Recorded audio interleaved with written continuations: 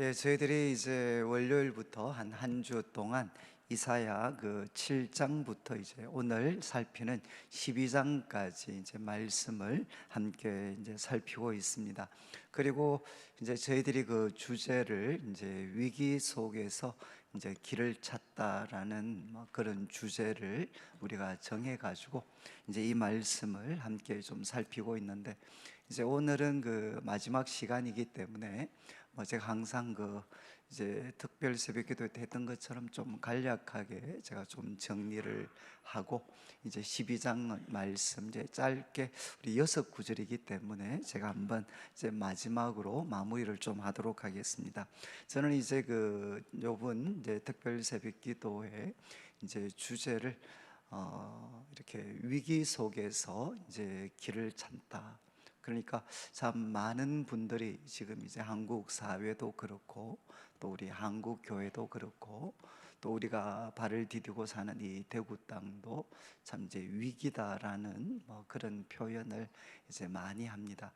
그러면 이제 위기라면 이런 그 상황 속에서 어떻게 하면 이제 우리가 바른 길을 이렇게 찾을 수가 있을 것인가 하는 것이 이제 저의 뭐 좀 고민이기도 했고, 그래서 이제 소망을 하기는 함께 우리가 이제 이 말씀을 우리가 좀 살피는 가운데에서 우리 성도님들 한 분 한 분이 이제 말씀을 통해 이제 지금 자신이 처한 위기, 그 위기의 내용은 다 다를 수가 있습니다. 그런데 이제 그 위기 속에서 우리가 바른 길을 참 발견할 수 있는, 그리고 이제 그 바른 길을 우리가 걸어가도록 우리가 기도할 수 있는 그런 우리가 시간이 됐으면 좋겠다라는 이제 그런 마음의 바람이 이제 있었습니다. 저는 이제 그 지금 살펴왔던 이 이사야 7장부터 이제 12장까지 이제 말씀은 뭐 이 제목 그대로 이제 저의 삶과도 이 말씀은 굉장히 좀 이렇게 밀접하게 사실 연관이 되어져 있었습니다. 그래서 이제 오늘 제가 좀 내용을 간략하게 좀 마무리하면서 이제 그 이 말씀이 저에게는 어떻게 이제 위기 속에서 좀 길이 될 수 있는, 저한테 길을 좀 보여주었는가 하는 것도 좀 간략하게 이제 좀 말씀을 드리려고 합니다. 그러니까 7장과 이제 8장에서는 이제 바로 상황, 그러니까 이제 남쪽 유다의 왕이 이제 아하스가 왕이었습니다.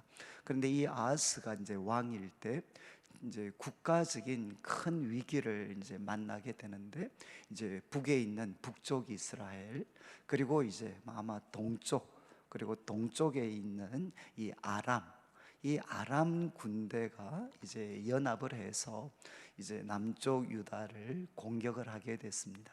이런 이제 국가적인 그 위기 상황을 만나게 됐습니다. 이때 이제 아하스 왕은 그 왕으로서 이제 위기 가운데 이 위기를 극복할 수 있는 바른 선택을 해야 됩니다. 그런데 이제 이사야는 이제 그 아하스 왕은 이미 마음을 정했습니다.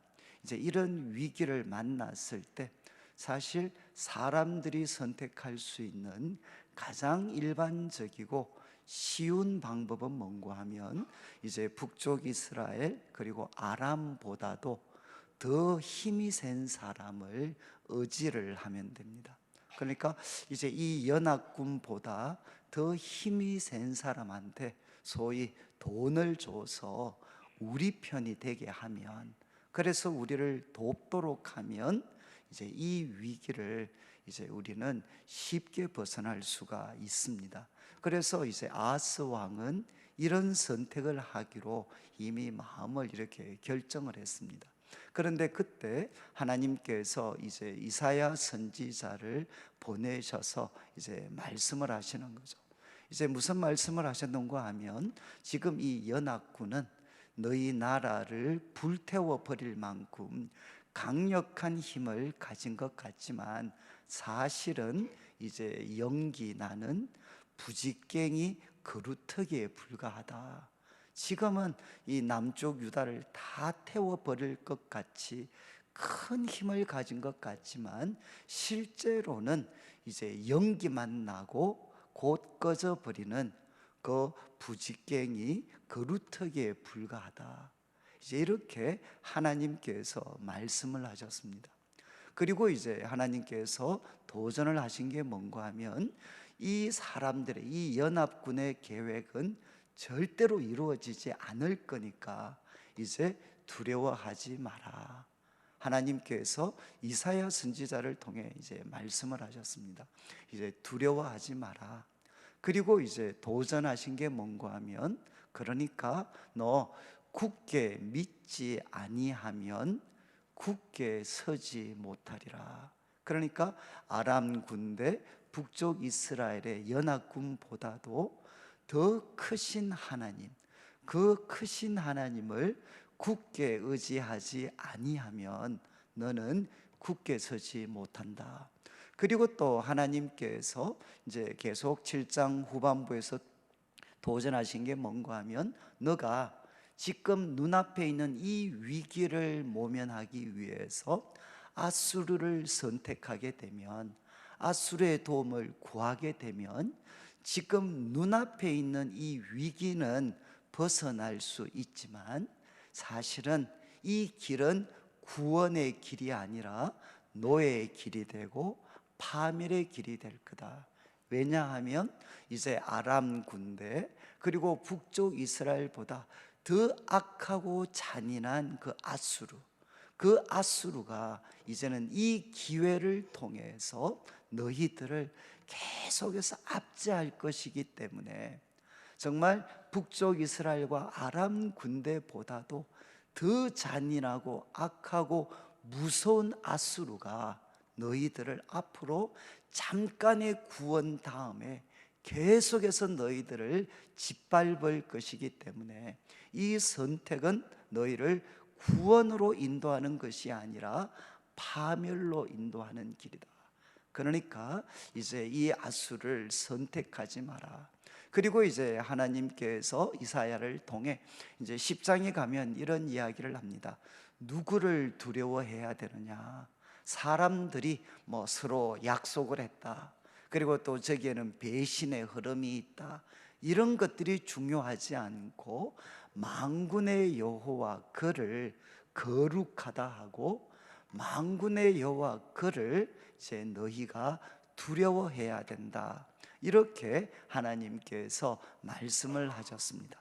그러니까 7장과 8장의 말씀은 이제 이 말씀을 중심으로 이렇게 진행이 되게 됩니다. 그런데 제가 이제 이 말씀이 최소한 이제 저한테는 뭐 많은 이제 그 어떤 뭐 위기적인 그 상황을 만났을 때 항상 저한테는 이제 지금 내가 직면하게 된 이 위기 그리고 나를 두렵게 하는 이 상황을 항상 누구와 비교를 해야 되느냐? 바로 내가 믿고 의지해야 되는 하나님과 비교를 해야 된다. 그래서 두려움에 압도가 되어서 눈앞의 위기를 벗어나기 위해 이 사람들보다 더 힘이 센 사람을 의지했다가는 잠깐의 구원의 기쁨은 누리겠지만 오히려 우리는 더 큰 노예와 파멸의 길에 우리가 설 수가 있다. 그래서 이런 선택이 되지 않도록 노력을 해야 된다. 이것이 항상 제 마음에 이제 하나님이 이제 이 말씀을 통해 주신 교훈이었습니다. 그래서 제가 사실 이제 저희 교회 제가 담임 목사가 된 지가 이제 올해가 11년째입니다. 이제 10년 하고 한 반 정도가 이렇게 지났습니다. 근데 지금은 이제 우리 교회를 보고 뭐 여러 가지 아직도 뭐 위태위태한 것들이 있을 수 있지만 그래도 이제 전반적으로 많은 분들이 우리 교회가 참 이렇게 은혜가 있고 그리고 참 항상 우리 성도들이 만나면 따뜻하고 그리고 이제 큰 그런 어려움 없이 이제 참 이렇게 또 뭐 부흥하고 성장하고 있는 그런 교회 중에 하나로 이제 요즘은 이제 그렇게 많이 평가를 받습니다. 그런데 이제 제가 좀 돌아보면 지금부터 한 5년 전까지만 해도 이제 우리 교회는 이렇게 대구에서는 아마 가장 불안하고 위태한 그런 교회 중에 하나였습니다. 그래서 저도 처음 담임 목회를 하고 나서 아마 우리 성도님들도 이제 아시겠지만 이제 우리 목사님들 사회에서는 어디를 가면 안 되느냐, 정말 이렇게 큰 개척하셔서 큰 부흥을 일으킨 교회에 두 번째 목사로 가는 것은 자살행위다라고 우리끼리는 그런 이야기를 합니다. 이제 왜냐하면 가면 그 이제 개척을 해서 크게 부흥한 교회, 그러니까 목사님과 또 1세대의 뜻도 받들어야 되고, 또 하나는 뭐죠? 그렇게 하나님이 큰 부흥을 주셨지만 어느 인간 조직이나 완전한 조직은 없습니다. 그러니까 거기에는 또 변화에 대한 욕구도 있습니다.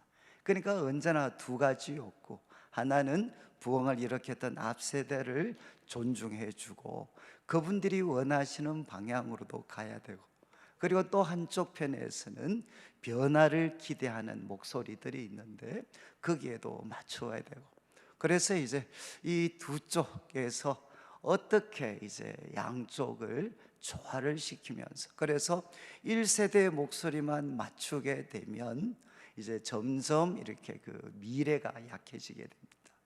변화의 목소리가 점점 잦아지면서 이제 미래에 더 힘을 가질 수 있는 그런 동력들이 교회에서는 사라지게 되고, 또 반대로 이제 변화의 목소리에만 또 초점을 맞추게 되면 또 어떻게 되느냐, 이제 전통과 또 하나님께서 과거 역사하셨던 그 일들을 잊어버리는 우리가 우를 범하기 때문에 또 그것도 굉장한 어떻게 보면 혼란들을 겪게 됩니다.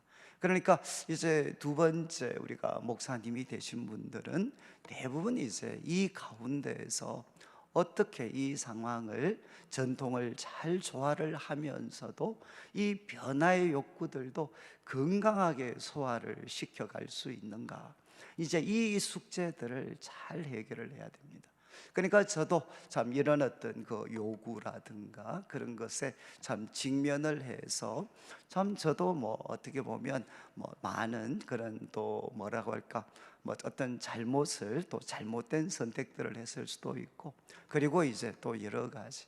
그래서 제가 참 이렇게 그 처음 담임 목사가 되고 나서 참 처음 한 1, 2년 상간에 어떻게 보면은 이제 겉으로 보면 막 그냥 교회 모든 것들을 많이 바꾸었습니다. 특별히 이제 우리 재정과 관련되는 것들도 많이 바꾸었고, 또 권력, 이제 목사님 한 사람에게 집중되어 있던 권력들을 또 많은 우리 이렇게 좀 이것들을 또 나누게 되고, 그래서 보통은 이제 어디든 가서 이 돈과 권력 조직을 바꾸다가 대부분은 다 쫓겨납니다. 그래서 이제 이것들을 우리가 진행을 했고, 그리고 이제 그 가운데 또 옆에 있는 우리 비전센터를 저거를 지었습니다. 그래서 그때 우리 교회가 참 부채가 38억이 있었는데 또 저 60억 공사를 저희들이 했죠. 그래서 저는 지금도, 제가 지금은 사실 뭐 10년 전보다 우리 성도님들이나 경제적인 모든 여건이 더 좋지만, 저는 지금 다시 제가 저 비전센터와 같은 건축을 하라 그러면 저는 못할 것 같아요. 그런데 이제 그때는 이 건축까지 같이 이렇게 진행을 했습니다. 그러면서 정말 이제 우리 교회가 많은, 거기에는 갈등도 있었고 어려움들도 있었고, 그랬을 때 이제 제가 참 이제 그 선택을 해야 될 때, 아마 저는 이제 잘하지는 못했지만 하나님께서 은혜로 지켜주셨지만 이 7장과 8장의 말씀이 저한테는 이제 하나의 일종의 이제 판단의 기준이었습니다. 하나님, 제가 이런 상황에서 참 쉽지 않지만 하나님 한 분을 가장 두려워할 수 있는 그 길을 걸어갈 수 있도록 해 주십시오. 그리고 이제 참 제가 이 눈앞의 위기를 피하기 위해서 아수르를 선택하는 그 우를 범하지 않도록 해 주십시오. 정말 우리 교회가 누구에게도 종이 되지 않는 하나님만이 다스리시고, 그래서 우리 성도들이 이게 하나님의 뜻인 것 같습니다. 그러면 누구의 눈치도 보지 않고 그 길을 선택할 수 있는, 그래서 우리 교회가 그 대상이 누가 될지는 모르지만 하나님, 저의 잘못된 이 두려움, 하나님에 대한 두려움보다 사람들에 대한 두려움이 더 커서 이것들을 해결하려고 하면서 다른 인간적인 도움을 선택하는 것이 마치 아수르와 같은 선택이 되지 않도록 도와주십시오. 그래서 저희들은 아마 지금은 이제 특세를 이렇게 신년에 한 주, 그리고 봄, 가을로 2주씩 하는데, 그때는 이제 특별 새벽 기도를 봄, 가을로 40일씩 했습니다. 40일씩. 그러니까 그때는 제가 이제 40일을 했던 이유가 뭔가 하면 하나, 이 신앙 고백이었어요. 이 신앙 고백. 하나님, 지금 이런 위험도 있고 이런 위험도 있고, 그렇지만 저희들이 다시 또 말씀을 우리가 듣고 또 말씀을 붙잡고 기도하고, 그래서 하나님, 우리가 하나님을 두려워하고 그리고 만군의 여호와 그를 거룩하다 해서 우리 교회를 향하신 주님의 뜻이 이루어지지 사람의 뜻이 이루어지는 교회가 되지 않도록 해 주십시오. 그리고 우리 교회가 정말 아수르로 대표되는 눈앞의 위기를 벗어나려고 하다가 아수르를 선택하지 않는, 아수르를 선택하는 그런 우를 범하지 않도록 해 주십시오. 그래서 사실은 그때는 특별 새벽 기도회가, 지금은 저희들이 금요 기도회도 쳐주잖아요. 그때는 금요 기도회도 다 빼먹고, 그래서 이제 특별 새벽 기도를 하면 봄에 2달 그리고 가을에 2달을 했습니다. 그런데 이제 참 이렇게 그런 우리가 특별 새벽 기도회를 우리가 하면서 그냥 말씀을 듣고 또 그 말씀 붙잡고 기도하고, 말씀을 듣고 붙잡고 기도하고, 이렇게 하다 보면 그때 이제 저희 교회를 떠나셨던 분들 중에 저한테 그런 이야기를 하셨어요. 아이고 목사님, 이번에는 교회가 소위 이 편지풍파, 정말 교회가 큰 그런 또 광풍에 휘말려서 교회가 이렇게 소위 참 내일을 알지 못하는 그런 위기 속에 빠진 것 같은데, 그런데 40일 동안 또 말씀을 듣고 기도하고 말씀을 듣고 기도하고 하다 보면 또 어느새 그 풍랑에서 벗어나 있는, 그 광풍에서 벗어나 있는 모습들을 참 자신들이 보았다, 이런 그 말씀들을 많이 하셨어요. 저는 이제 이 7장과 8장에 있는 말씀을 통해서 저는 그런 확신을 합니다. 우리 성도님들께서 어떤 그런 위기를 만난다 할지라도 만군의 여호와 그를 두려워하고, 그리고 또 만군의 여호와 그분의 이름을 거룩하다 하면서 바로 그분의 뜻에 순종하는, 그분을 가장 두려워하는 그 길을 선택하게 되면 하나님께서는 반드시 많은 어려움들을 여전히 겪겠지만 하나님이 기뻐하시는 그런 길로 하나님은 우리를 인도해 주실 수가 있습니다. 그래서 저는 이제 여러분들이 아마 가정에서, 아마 남자분들은 직장에서 아마 수도 없이 이런 일을 만날 것 같은데, 정말 너 나한테 이러면 너는 끝이야, 끝. 우리 직장에 가서도 아마 상사들로부터 이런 협박들을 많이 받으실 것 같아요. 그리고 또 자영업 하시는 분들도 내가 저 사람한테 밉보이면, 그러면 정말 이제 가장 큰 소위 줄이 끊기게 되고 정말 우리들의 삶은 형체도 없이 사라질 것 같은, 그리고 또 우리 여자분들 같으면 우리가 가정에서도 여러 가지 관계 속에서 정말 이제 이 북쪽 이스라엘 아람의 연합군의 그런 공격들, 이런 것들에 아마 직면하실 수도 있습니다.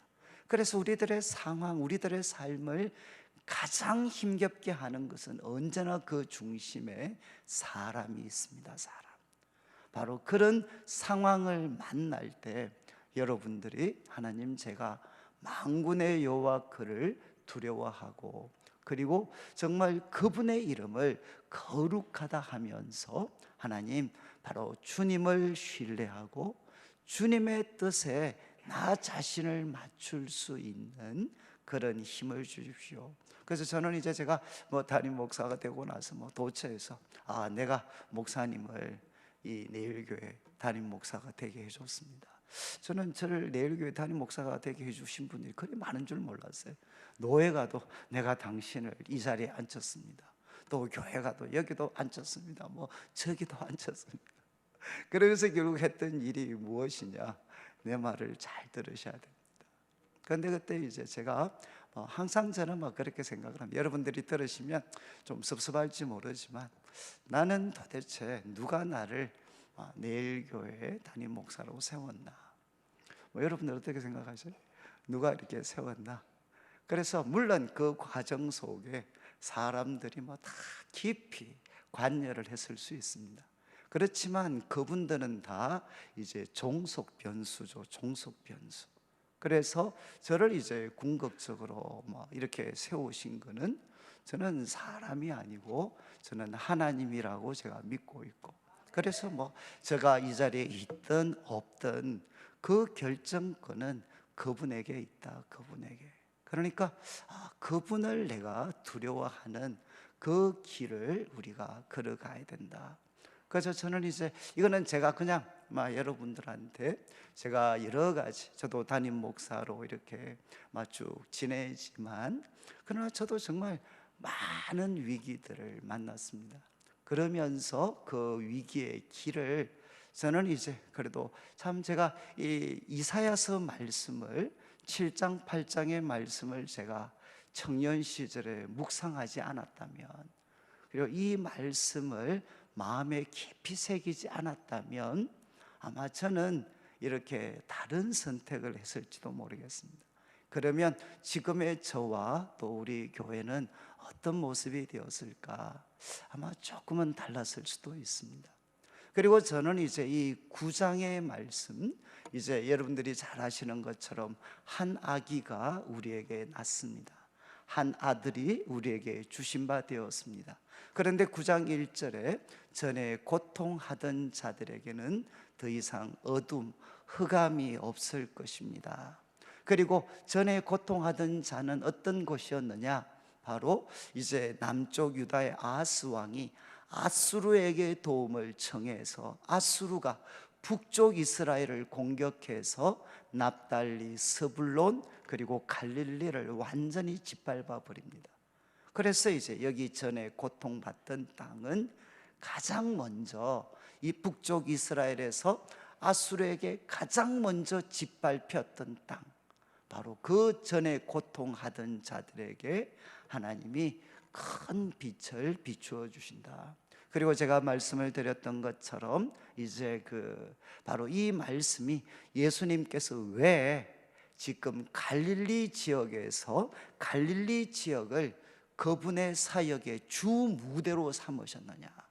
정말 예수님의 공생애, 예수님의 출생, 성장도 그랬고 그분의 사역은 갈릴리에서 이루어졌는데 왜 거기에서 이루어졌는가를 설명할 때 이제 마태는 이 구절을 인용을 합니다. 전에 고통받던 자들에게, 먼저 고통받던 자들에게 하나님은 큰 빛을 비추어 주셨습니다. 사실 이제 그리고 이 큰 빛은 결국 누구를 통해서 주어지느냐? 한 아기가 우리에게 낳고 그리고 그 어깨는 정사를 메었고 그분은 기묘라, 그분은 모사라, 그리고 전능한 하나님, 영원하신 아버지, 그리고 그분은 평강의 왕이시다. 저는 이제 이 말씀이 저한테는 잊을 수 없는 것은 뭔가 하면, 저는 사실 이 말씀 때문에 저는 난지도를 한번 들어가게 됐습니다. 그래서 한 3년 반 동안 이제 난지도라는 곳에서 이제 어떻게 보면 이제 그 빈민 사역을 제가 감당을 했습니다. 그런데 빈민 사역을 했던 이유가 바로 이거였어요. 그 난지도는 결국 어떤 곳이었느냐, 전에 참 이렇게 먼저 고통을 받던 곳. 그래서 참 난지도는 여러분, 어떤 분은 난지도 그러니까 섬이신 줄 알아요. 섬. 사실 섬이었습니다. 거기에는 이제 한강의 한 이제 지류 중에 한 부분이었고, 그리고 거기에는 아주 맑은 강이 흘렀고, 그리고 그 맑은 강에 배들이 오갔던, 아주 작은 배들이 오갔던 평화로운 곳이었습니다. 그런데 그곳이 서울의 쓰레기 매립지로 정해지면서 그곳에 모든 서울의 쓰레기들이 다 들어오게 됐습니다. 그러니까 과거 그곳에 정말 조상적부터 그곳에 살던 사람들은 뭐 완전히 어느 한순간에 날벼락을 맞았죠. 자기가 살았던 그 아름다운 곳이 이제 쓰레기 매립지로 바뀌게 되고, 그리고 정말 몸뚱아리 하나 말고는 남은 것이 없는 사람들이 몰려와서 쓰레기를 재활용하면서 주우면서 살아갔던 그 지역이 이제 이 난지도라는 곳이었습니다. 그래서 저는 참 83년도에 난지도를 한번 갔는데, 그때 참 세상에 이런 곳이 있나라고 생각했다. 저도 참 이 가난하게 자랐던 사람인데, 그럼에도 불구하고 세상에 이런 곳이 있을 수가 있나, 정말 그 모습은 참혹했습니다. 그래서 제 마음에 이제 부담이 있었던 게, 한 번은 하나님이 기회를 주시면 저곳에 가서 한번 섬길 수 있으면 좋겠다라는 마음을 가졌어요. 그래서 저는 이제 저한테는 이 난지도가 바로 전에 고통받던 그런 곳이었습니다. 그리고 먼저 짓밟혔던 곳. 그런데 제가 그곳에 가서 꼭 맛보고 싶었던 보고 싶었던 게 뭔가 하면, 바로 그곳에 예수님을 통해서 과연 큰 빛이 비추어질 수 있는가. 정말 난지도와 같이 가장 밑바닥에 떨어져 있는 사람들에게도 예수 그리스도는 생명의 빛이 될 수 있는가. 저는 그것을 꼭 한번 확인을 하고 싶었습니다. 그리고 이제 이사야 9장에 말씀드린 것처럼 이 예수님께서 그분의 정말 그 신기한 원더풀 카운셀러가 난지도의 사람들에게도 과연 될 수가 있는가. 가장 밑바닥의 사람들. 그런데 저는 이제 그곳에 가서, 그래서 저는 이 말씀이 저를 이렇게 한번 난지도로 인도를 했고, 그리고 그곳에 가서 저는 참 이렇게 소위 전에 고통하던 사람들에게도 예수님께서 큰 빛이 될 수 있다는 것을 저는 그곳에서 조금이지만 맛을 보았습니다. 그래서 제가 말씀드렸죠. 정말 그 어렸을 때 그 난지도에는 쓰레기를 실은 대형 트럭들이 얼마나 빠른 속도로 달리는지 몰라요. 그런데 그때 이제 한 여자아이가 이제 6살, 7살 요럴 때 그 대형 트럭에 치여가지고 결국은 한쪽 다리를 이렇게 절단을 하게 되고, 그래서 과거에 이제 그 어떤 소위 말해서 뭡니까 이렇게 소위 이제 대소변을 배설할 수가 없으니까 호스를 통해서 그런 것들을 빼냈던 자매가 있어요. 그런데 이제 막 그 호스를, 요즘 어술이 발전이 되지만 그때 그 호스 하나 이렇게 교체해야 될 때가 되면 정말 난지도가 이렇게 떠날 것 같은 그런 비명 소리들이 막 들리게 돼요. 그런데 그 자매가 예수님을 믿었고 그 가정이 예수님을 믿었어요. 정말 난지도에서도 소문난 보살집이었지만, 근데 이 다쳤던 자매가 교회에서 운영하는 선교원을 이렇게 다녔고, 그 선교원에서 아마 하나님이 역사하셔서 믿음이 들어갔습니다. 그래서 이제 그 대형 트럭에 치여가지고 세브란스로 실려가서 얘가 막 생명이 위독한데, 그런데 이제 이 아이가 이렇게 의사 선생님들이나 또 만나는 사람들한테 6살, 7살 정도 됐던 애가 이제 그렇게 이야기했어요. 선생님, 저를 위해서 예수님께 기도해 주세요. 이렇게 그 아이가 이제 이야기를 했어요. 그냥 예수님께 기도해 주세요. 예수님께 기도해 주세요.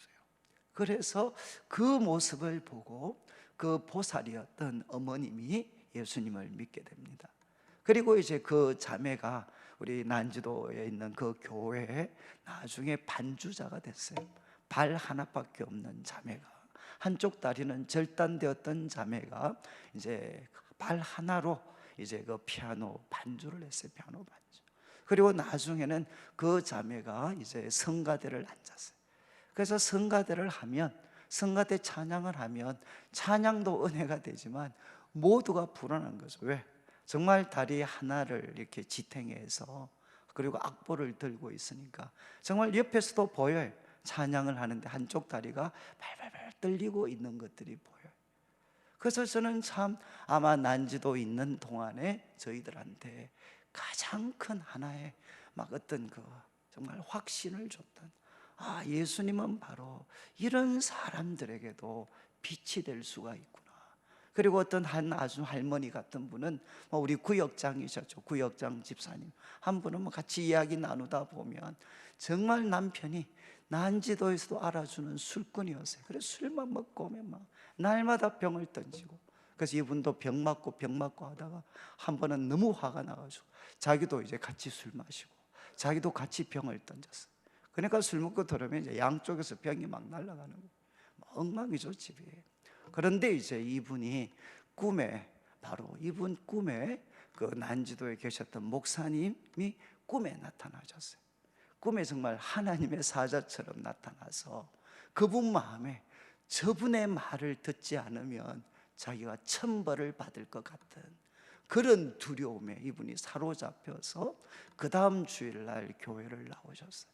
그래서 예수님을 이분이 믿게 되고, 그리고 또 정말 병원에서 입원해서 한 몇 달을 계시는 동안 이분들은 대부분 한글을 모르십니다. 그런데 하나님을 사랑하는 마음이 너무 간절해서 성경을 읽고 싶어서 그냥 까막눈이었던 분들이 그냥 하나님 사랑하는 마음 때문에 성경을 그냥 무조건 읽어가다가 한글을 이렇게 깨우치게 시게 됐어요. 그래서 저는 이제 그분들과 같이 성경 공부를 하면 그분들 보통 하루의 노동을, 이제 난지도가 쓰레기 매립이 중단되고 나서도 하루에 한 15시간 이상을 그분들이 다 노동을 했습니다. 그래서 숙제가 성경 한 구절 암송하는 숙제 내드리면 그분들이 이제 우리 이제 한 구절, 제가 구역장 모임할 때 성경 한 구절 이제 체크하겠습니다. 그러면 이제 그분들이 막 이렇게 머리 긁으시면서 이렇게 뭐죠? 우리 옛날 우리 여자분들이 입는 몸빼이 바지 있잖아요. 몸빼이 바지. 그 속에 손 넣어가지고 뭐를 다 꺼내. 뭐 꺼내는 거 보니까 도화지를 한 장씩 다 꺼내, 도화지를. 그 도화지에 이분들이 그 숙제였던 뭐죠? 이게 이 성경 구절을 쭉 적어가지고 이제 애들한테 구박받으면서 거기에 성경 구절 적어서 거기서 식당에서 일하거나 아니면은 쓰레기 더미에서 일하다가 잠깐 시간 나면 그 구절을 외우셨어요. 그래서 그 구절을 외우고 암송하시고, 그래서 같이 그 말씀을 이렇게 암송을 하면 정말 그게 느낄 수 있어요. 하나님의 말씀이 이 사람들에게도 힘이 되는구나. 저는 제가 지금도 이제 우리 성도님들 중에 많은 고통을 받는 분들이 있습니다. 저는 그곳에서 낙태를 6번 했던 여자분도 만났어요. 정말 이분들 마음에 할 때마다 정말 죽음의 어떤 그 위기들을 넘겼던 수많은 분들, 그런데 그분들과 만나서 나누면서 저는 정말 확신할 수가 있었어요.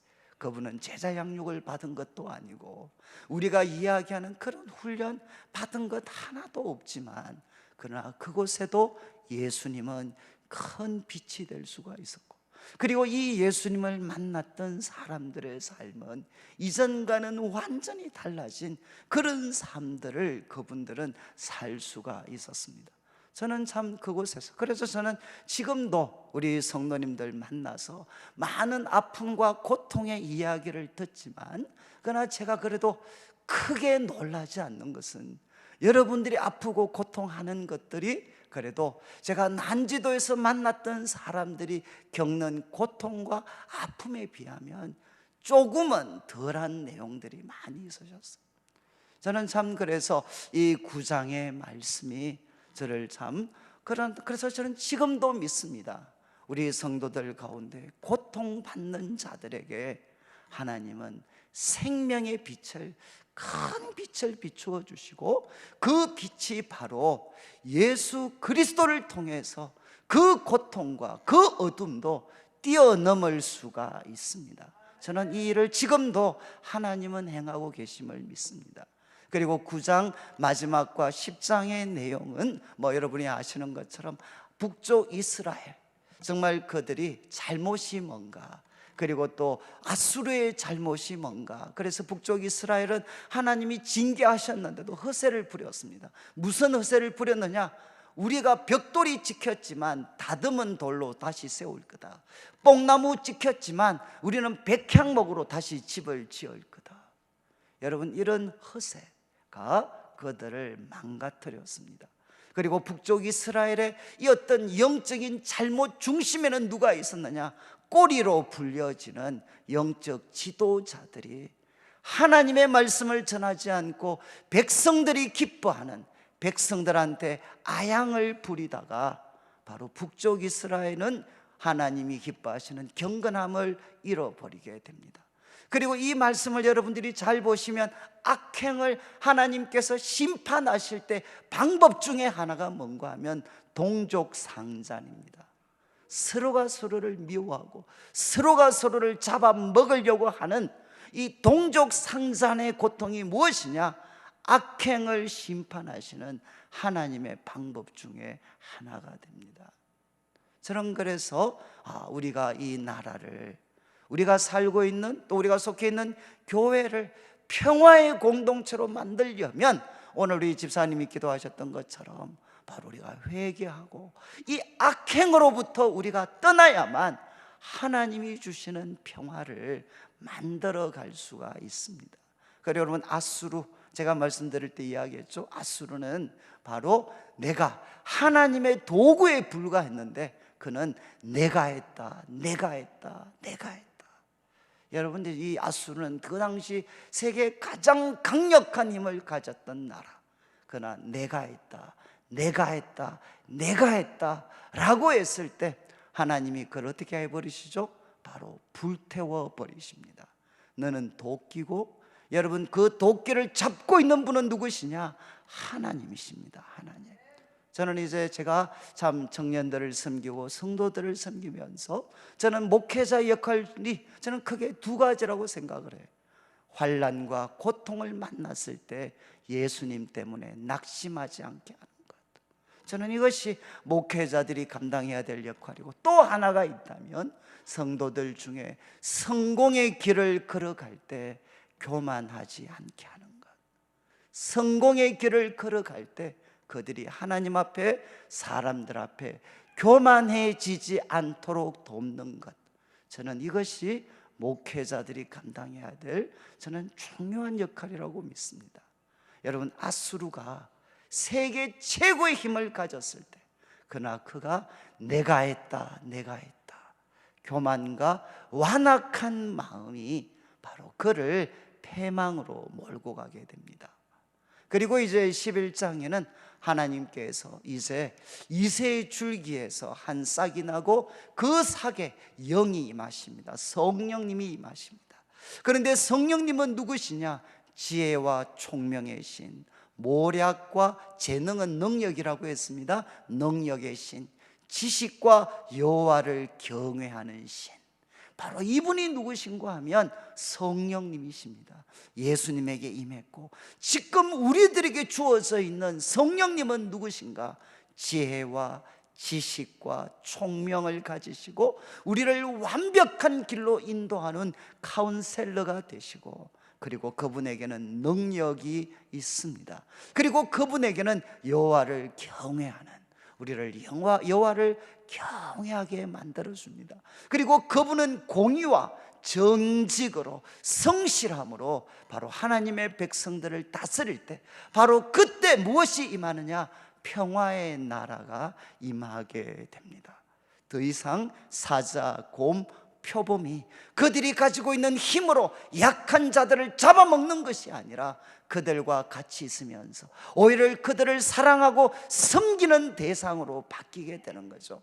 정말 약육강식의 세상이 아니라 강한 자는 약한 자들을 돌봐주고 약한 자들은 강한 자들을 귀하게 여겨주고, 그래서 서로가 사랑하고 서로가 정말 이렇게 평화를 누릴 수 있는 공동체, 바로 그것이 예수님이 왕이 되시면 이루어질 수 있다고 성경은 이야기를 했습니다. 저는 이제 우리 교회에 대한 바로 꿈이죠. 저는 우리 성도들이 바로 사자와 같고 표범과 같고 곰과 같은 힘을 가진 사람이라면 바로 예수님을 통해서 바로 그들이 에덴의 풀 먹는 사자, 거기에 보면 사자가 풀을 먹는다고 되어 있어요. 그가 가지고 있는 힘을 가지고 약한 자들을 잡아먹는 존재가 되는 게 아니라 약한 자들을 섬기는 사람들이 되는 것. 그리고 섬기는 사람도 자기가 힘이 없기 때문에 그것 때문에 절망하는 것이 아니라, 저는 영성신학을 공부하면서 약하다는 게 무엇인가, 정말 약하다는 게 무엇인가라는 질문 앞에 정말 이렇게 기도를 많이 했던 분들이 그 이야기를 했어요. 약하다는 것은 무엇이냐? 그것은 사랑받을 수 있는 통로가 된다. 저는 아마 제 인생을 바꾸어 놓았던 깨달음 중에 하나입니다. 여러분, 목회자로서 저는 항상 내가 약한데, 내가 약하면 좀 죄송합니다, 밟힐 거야. 약하면 도전할 거야. 약하면 대들 거야. 이런 강박관념에 오랫동안 시달렸어요. 그런데 그 말씀을 공부하면서 약한 것은 무엇이냐? 사랑의 통로가 된다. 다른 사람들이 나에게, 다른 사람의 사랑이 나에게 흘러 들어올 수 있는 통로가 된다. 그래서 약한 곳에는 사랑의 광장이 펼쳐진다. 저는 참 이 말씀을 제가 깨닫게 됐을 때 저는 제 약한 것에 대해서 이제 내려놓을 수가 있었어요. 성도들은 내가 약하면 무시한 것이 아니라 그들이 나를 더 사랑해 주는구나. 약하면 그것 때문에 더 사랑받을 수 있게 되는구나. 그리고 우리가 힘을 가지면 우리는 더 섬기게 되는구나. 저는 그래서 교회가 정말 사자들이 어린 양과 손을 잡고 장난치는, 장난쳐도 물지 않는, 상함이 없고 해함이 없는, 언제 이런 일이 일어나겠습니까? 물이 바다를 덮음같이 여호와를 아는 지식이 바로 이 땅을 가득 채우게 될 때 이런 평화의 나라가 임하게 되고, 교회가 이런 공동체로 세워질 때 세상은 교회로 몰려오게 된다는 것입니다. 그래서 저는 참 우리 교회가 이렇게 이런 공동체, 여호와의 말씀이 물이 바다를 덮는 것 같이 여호와를 아는 지식이 우리 성도들의 마음을 빽빽히 채워서 그들이 힘이 있으면 섬기고 약하면 사랑을 받는, 상함도 없고 해함도 없는 이런 세상이 만들 수 없는 하나님의 거룩한 공동체를 우리가 만들 때 세상은 교회로 다시금 몰려올 것입니다. 그리고 이제 12장 오늘 말씀은 그냥 제가 읽고 마치겠는데, 이거는 제가 가장 좋아하는 사실은 노래입니다. 노래. 우리가 새벽마다 불렀던 노래인데, 지금 이 12장 1절에 이렇게 이야기합니다. 이런 메시아의 왕국이 펼쳐지면 그날에 내가 말하기를, 그때 그날에 성도들이 고백할 거라는 겁니다. 여호와여, 주께서 전에는 내게 노하셨으나 이제는 주의 진노가 돌아섰습니다. 전에는 내게 노하셨으나, 여러분 혹시 기억하시나요? 이사야 9장에 보면 사마리아에 대해서 하나님이 심판을 명하실 때 정말 그들의 방종, 그들의 허세에 대해서 명령하실 때마다 그렇지만 여호와의 진노가 여전히 펼쳐져 있다. 여호와께서 진노 때문에 그 진노의 손이 펼쳐져 있다. 계속해서 강조해서, 여러분, 그런데 그날에는 노래합니다. 주께서 전에는 내게 노하셨지만 이제는 그의 진노가 돌아섰습니다. 여러분, 신약을 사는 우리는, 예수님께서 이미 오신 것을 아는 우리들은 이 말씀이 바로 예수님을 통해서 완벽하게 성취가 되어졌죠. 예수님 하신 일이 무엇입니까? 바로 우리가 고칠 수 없으니까 우리들의 모든 죄의 연약함을 예수님께서 십자가에서 그 진노를 다 담당하셨어요. 그래서 이제 전에는 주님이 내게 진노하셨지만 이제는 주의 진노가 예수님 안에서 돌아섰고, 그리고 주님은 나를 위로하셨습니다.